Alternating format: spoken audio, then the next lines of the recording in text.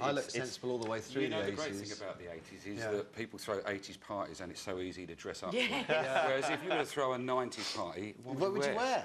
What would you wear? No, they want me to show this revealing. Come on then, have a look. Here we go. Oh, yeah, good. Hey, was that taken last? Hey, nice bike, though. Hey, rock and roll. Yeah. No, I ran away with the hippies in the early 80s. Then I had university, which was great, but never as great as I thought it would be. You and actually it was look like work. Chandler Bing there from Friends. You're being very kind when you say that. Now, Corinne, you hit the streets of London to find out what the people of the 80s thought, or people thought of the 80s. Let's have a look at this. Oh, the shoulder pads, the Dynasty and the Dallas. Fall-down socks and Madonna-style clothes, all that kind of stuff. Michael Jackson, I suppose, because he had that sort of red soldier outfit and Thriller. Boy George, yeah, he had that calm colour that I hated, but, you know, I remember him a lot on TV. My Little Pony.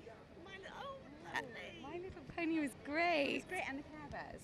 Big shoulder pads, big hair, Joan Collins, Dynasty. Not a lot, really. He was too busy making money, wasn't it? Buy, sell. Corinne, what are people saying on the phone? Well, let's go to Yvonne from Scotland and find out online. Yvonne, good morning. How were the 80s for you? Brilliant. Right. Do you want to enlarge on that at all, or shall we leave it there as a one-word answer? Tempting to leave it there, wouldn't it? Yeah. Definitely the music. I think because there was such a great variety of music, there was a huge amount of creativity. But is that because our leaders were so busy being miserable and everything else that it was a grey decade politically, wasn't it? I mean, 3 million people plus unemployed, we forget that. I think that's a huge amount of where the creativity came from. I'm a big fan of George Michael, and in his biography, he says that he was being feted by Margaret Thatcher when he became successful for being this poster boy for the Tory success rate. Yeah. But actually, they'd been on the dole for a long time, and that's when they'd had time to do songwriting. Yeah. Irony. What about kids today? Do you think they're luckier or less lucky? I think they're very unlucky. I think the music that's around today is incredibly bland, so is the fashion. I think if you try and throw a noughties party in 20 years, you'll be really struggling to find a definition.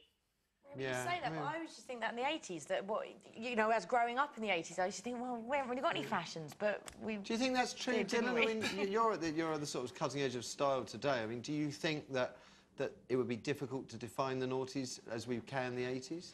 I think the difference is, seriously, that these days fashion is available to everyone, and it's so easy to walk into any store on the high street and look fashionable in an instant at a very accessible price point. And there are so many entry levels into that world now. Anyone can be fashionable. You don't have to have a lot of money. You can walk into Primark and be fashionable very, very quickly, very, very cheaply. Whereas before You've done it. Right, before you used to just go into a fancy... Yesterday, I think. Go into a fancy dress store and just put on whatever came to hand or get dressed in the dark, and you'd look trendy automatically in the 80s, wouldn't you? Let's have a quick word with our audience. I see you getting down with the groove, Eric. Well, it's hard not to. It's hard not to, isn't it? Hello, Paul. Now, what do you think of the 80s? I just think it's best forgotten. It was terrible. Why? The fashion. Just because it's memorable. That's because it was so bad. I mean... You don't think it was creative, eccentric, idiosyncratic, fun? You don't look like you know the meaning of the word. I'll explain it to you later. Thanks very much. Oh, what are you saying? They're all saying, oh, in my... All right, let's try again. So the 80s, fun, you remember that?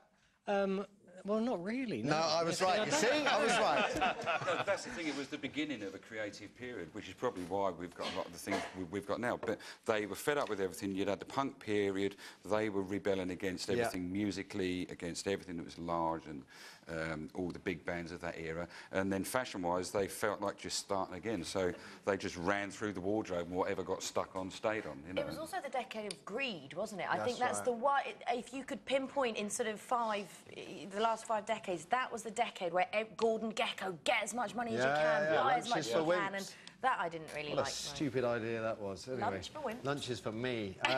Thank you very much for all your calls, views. We're always out of time on this one, so it means I've got to chuck out this morning's panel like a pair of unwanted leg warmers. But we're not without saying, first of all, lovely to have you here, Paul. I have to say, best of luck with the shows and the internet project and the restaurant. You guys, Amanda and Dylan, thank you so much. Cracking week. Can't wait to see you both again. Ladies and gentlemen, put it together for the panel.